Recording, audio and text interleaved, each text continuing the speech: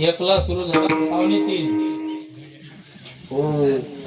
आणि तेव्हा देवा बस करा आता, आम्हाला भुका लागलेल्या आहे. कोण नाश्ता कमी झाला काय? संगतींच्या घरी इथं आल्यावरही केला, 2-4 घर फिरले, मग जेवले परशुराम बाबाजीच्या घरी येऊन.